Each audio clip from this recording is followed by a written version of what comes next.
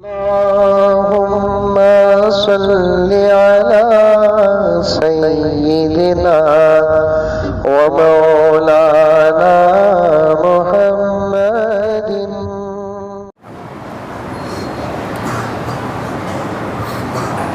مسلک الگ لیکن سب کا مذہب ایک ہے.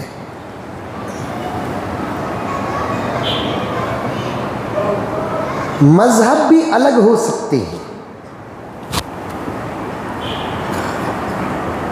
اندر داخل ہو کر کام نہیں کرنا.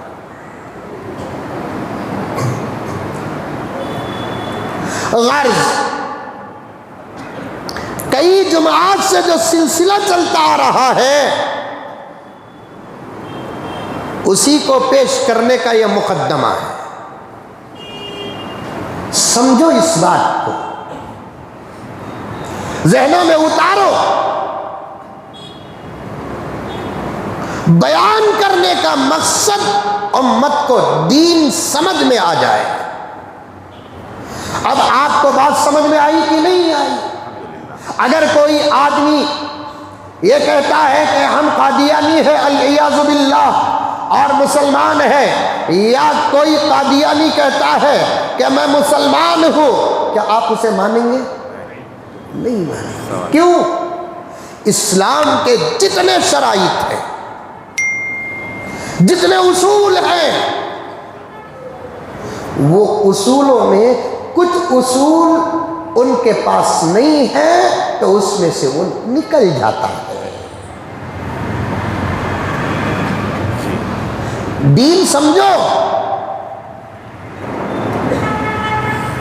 سمجھنے کا بہت ہی ضروری وقت ہے اب. اور دین سمجھ میں کب آتا ہے؟ دین بیان کرنے والے کی بات کو غور سے سنے، سمجھنے کی نیت سے سنے. اور دین سمجھانے والوں کی ذمہ داری بھی ہوتی ہے کہ دین کا کوئی موضوع ہے تو اس کو سمجھانے کے لیے قوم کے حد تک اتر کر دین کو سمجھائے. یہ بڑے ادب کے ساتھ میں بہت دور دور تک اس بات کو پہنچانا چاہتا ہوں. آپ کی ذمہ داری ہے کہ آپ دین کو، دین کے باتوں کو غور سے سنیں اور سمجھنے کی پوری کوشش کریں.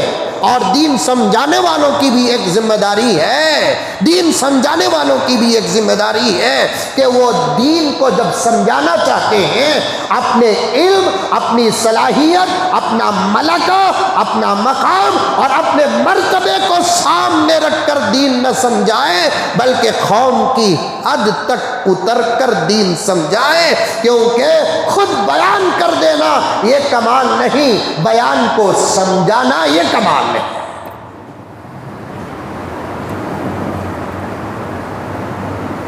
اور مشکل بھی نہیں ہے دین سمجھنا. الدین یسر، آقا فرماتے ہیں کہ دین بہت آسان ہے، سمجھنے میں آسان، عمل کرنے میں بھی آسان. دین مشکل نہیں. کہ سمجھ میں آتا نہیں حضرت، کھجالے کو جاتا. کیسے کیسے بیان کے قوانین سمجھ میں آ گئے، ٹیکس کے قوانین سمجھ میں آ گئے، بزنس کے راستے سمجھ میں آ گئے،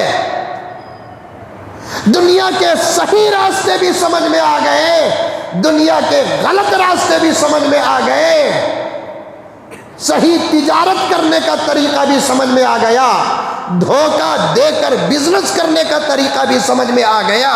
کیسے کسی کو ٹوپی پہنایا جائے یہ ہنر بھی سمجھ میں آتا ہے، کیسے کسی کو شال اڑایا جائے یہ بھی سمجھ میں آتا ہے، کیسے کسی کو ڈبایا جائے یہ سب سمجھ میں آتا ہے، اور دین سمجھ میں نہیں آتا، یہ بڑے تعجب کی بات ہے۔ پیارو سمجھو، میں بہت باریک بات عرض کر رہا ہوں، اگر اس وقت آپ دین نہیں سمجھیں گے تو پھر آپ کے ایمان کو خطرہ ہے۔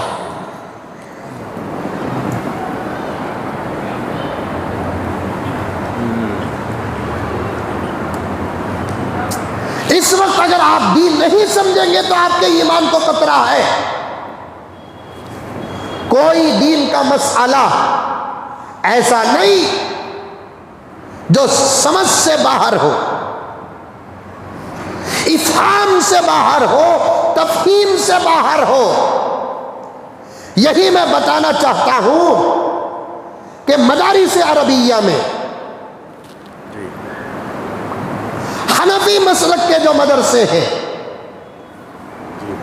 چاہے وہ حنفی مسلک میں دیوبندی ہو کہ بریلوی ہو، کیونکہ دیوبندی بھی حنفی ہیں، بریلوی بھی حنفی ہیں، چند مسائل میں اختلاف ہے۔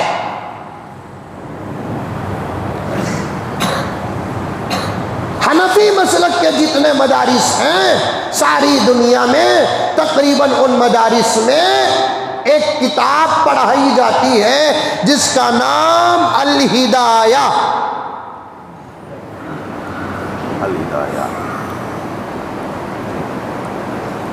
تقریباً 90% دین کے احکامات اس کتاب کے اندر موجود ہیں۔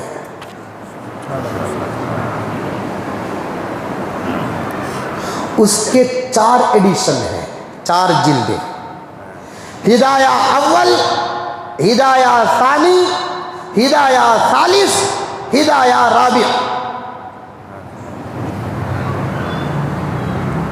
آپ کو یہ سن کر تعجب ہوگا، یہ مدرسوں کے طلبہ اور حضرات علماء جانتے ہیں، یہ کتاب لکھنے والے صاحب کتاب مصنف دراصل اس کتاب کے 80 ایڈیشن بنائے۔